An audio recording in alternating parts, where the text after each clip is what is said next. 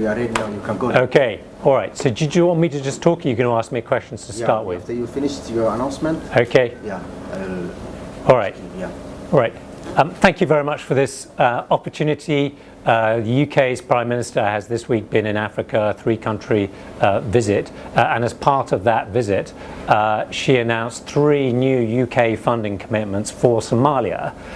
First, £64 million of funding to help build resilient communities, to support those people and communities that are suffering from either conflict or climate change, to help them recover, but also to help them build resilience for the long term, to help them to find jobs, to put in place water management systems that will help the communities to manage water, to provide irrigation, and to provide for basic services for the communities. That's services for water and services for health. And in addition to that, £27 million of new UK funding to support the development of inclusive political processes and settlements, free and fair elections in Somalia, and a reformed constitution. That money will be used to help the government to register voters for the 2020 elections and to register parties. It will also be used to pay for experts to support the government and the federal member states to reach agreements on power and resource sharing, and then to turn those agreements into a reformed constitution. And finally, the PM announced, okay, sure.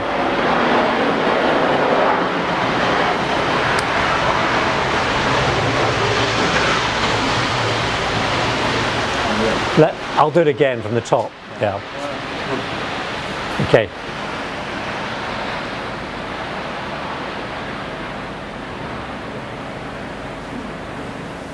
Yes, now it's okay. Okay.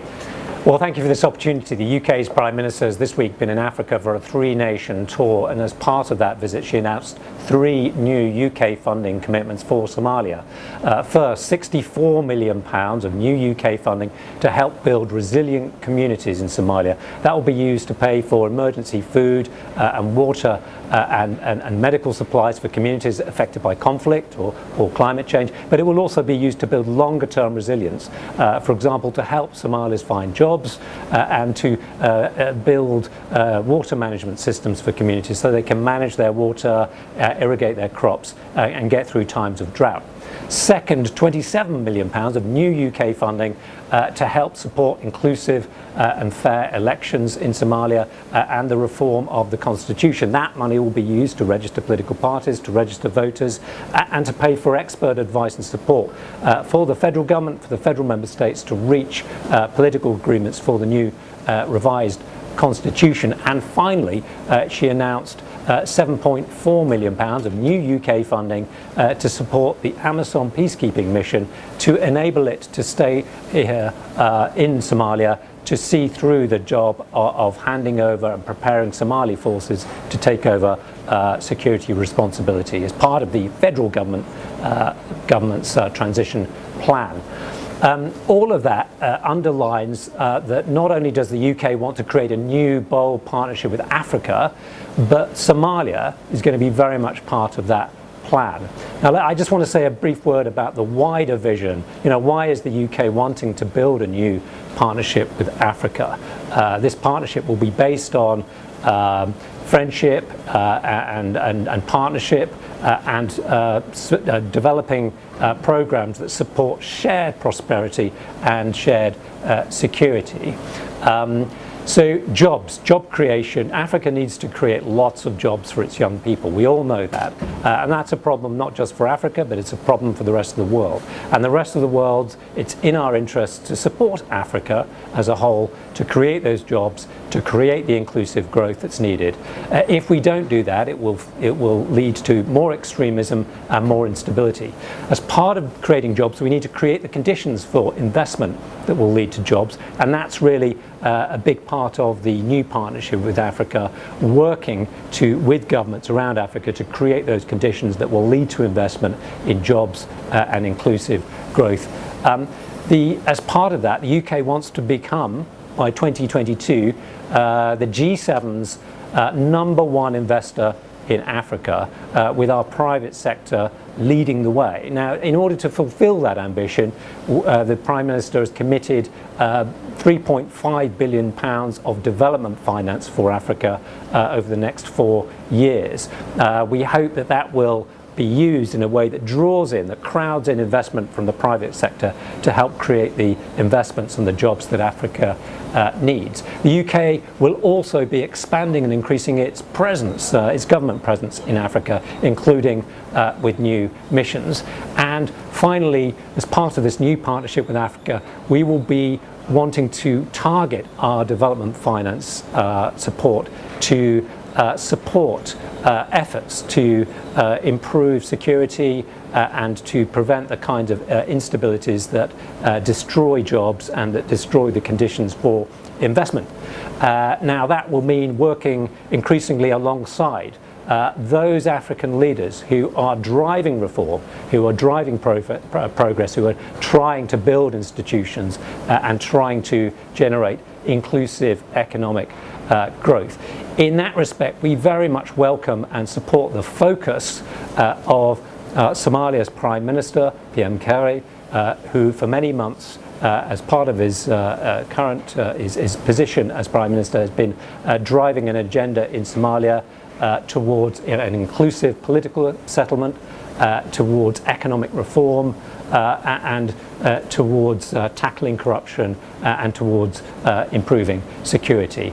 The UK very much welcomes those priorities of the Prime Minister and very much sees those as the right priorities if Somalia can achieve a genuinely inclusive political settlement between the federal government and the federal member states. That will be absolutely essential for future jobs growth and future investment.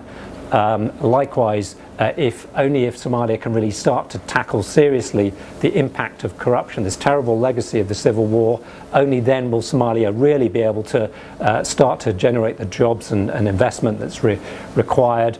And only when Somalia can put in place improved and reformed security forces and better security conditions will Somalia be able to create the environment for job creation and inclusive growth. So for all those reasons, we very much support those priorities of the Prime Minister, and we look forward to working alongside him and the government and also the federal member states as they take forward that agenda in the months to come. Thank you, Mr. Ambassador, for your information about the UK Prime Minister visit in Africa and in terms of the Somali issues that have been announced. When we are talking about the new three package of UK Prime Minister announced is £64 billion intended for drought recovery and other 27 intended to voter registration and in terms of the election. Who's gonna manage this money? Is this direct to the government or is it another way around? So this money will be spent through our implementing partners in Somalia. So we have these amounts are additions to a huge amount of existing UK support for Somalia. Last year, the UK spent £385 million supporting Somalia across development, humanitarian assistance, economic reform, security sector reform, and so on. So we will be continuing that broad range of support for Somalia going forward. These are additions to that ongoing support. The funding will go through our implementing partners, humanitarian and development agencies on the ground in the case of the £64 million, and the UN and other similar bodies with respect to the £27 million. The £7.4 million for AMISOM, of course, will go through the EU's fund for AMISOM peacekeeping mission. But let me just say that the UK is through the EU providing direct, or will be providing direct budgetary support for Somalia, for the federal government and the federal member states. 100 million euros has been committed by the EU for direct budgetary support. 15% of that is from the UK. The UK also provides direct support for the government through the World Bank. The World Bank has a fund which supports the government directly, and we pay a lot of money into that World Bank fund. AMISOM has been doing a great job in the country for the last 10 years, but there is an agreement between government and the international community, which is stated to be gradually hand over the responsibility of security, which is the Somali National Army. Why are you paying that money to rebuild the Somali National Army rather than AMISOM paying this? It's a great question, and I want to be very clear that the UK is alongside this additional contribution to AMISOM. We continue to pay money to support the development and the reform of Somali security services, including the Somali National Army. We are paying funds to support 3,000 Somali National Army troops. That continues. We are putting money into building a training camp that will train many of these Somali National Army troops so that they can become professional, human rights compliant, and deployable in the kinds of situations that Somalia needs them to be working. We need, alongside that, to ensure that AMISOM provides the kind of support and partnership with the Somali forces that will enable the Somali forces to take over. So this isn't about supporting one or supporting the other. In our view, we have to support both, and we need to encourage both to work together in partnership. What has been missing up until now in Somalia is a strong partnership between the African Union forces and the Somali forces. If we as international donors can encourage that to happen, that partnership to grow, we will see, we believe, better security results for the people of Somalia. So I encourage everyone not to think about this as being either supporting AMISOM or supporting Somalia. We have to support both. In terms of the rebuilding of Somalia, the security forces, especially the Somali National Army, it is rebuilding is part of the lifting army embargo, which is in place more than 30 years, nearly 30 years. UK is one of the Joint Security Council members, permanent members. Did you campaign that lifting the army embargo on Somalia? The arms embargo on Somalia is a long-running issue. People have strong feelings about it, and we understand that. It was lifted partially a few years ago to enable the federal government of Somalia to import weapons and to notify, on the basis that it would notify the UN about weapons that it's importing. So at the moment, it is possible. In fact, the federal government is able to and is importing arms and notifying the UN. So I want everyone to be clear that, and this is really important, that the arms embargo is not preventing and is not designed to prevent the federal government of Somalia from importing weapons. Now, in order for the arms embargo to be lifted further, the international community will need to see continued good progress on weapons management in Somalia. So there is no shortage of weapons in Somalia. There are many, many weapons in Somalia. The problem is, where are they? Who controls them? How can they be managed? How can they be registered so that only state authorized legitimate forces are using those weapons, have access to that ammunition, and so on. So the answer to the question on arms control and arms embargo is really better weapons management and registering weapons, getting Somali forces to use weapons responsibly and professionally. And actually, as part of the support that we're providing for security sector reform, we are going to be helping the Somali National Army, particularly in Baidoa, to achieve those international standards on weapons management and registration. Let's turn to the economic recovery of the country. The government is busy to increase the the domestic revenue, which is working with the IMF and World Bank. How do you see that effort as UK government? So Somalia needs jobs, it needs investment. It will only get those jobs and investment if it achieves and succeeds on economic reform, on inclusive politics, in tackling corruption and improving security. On economic reform, a big part of that is the government, the federal government in particular, but also the federal member states, being able to tax appropriately and transparently and responsibly businesses and those that are making money in the economy. At the moment, the state authorities are not able to get as much tax in as they need. And so it is right that there is a program of economic reform that will enable the federal government to raise more tax. It will need to then demonstrate to the businesses, to demonstrate to the people of Somalia that it is using those increased revenues responsibly, to provide services, to improve security, and so on.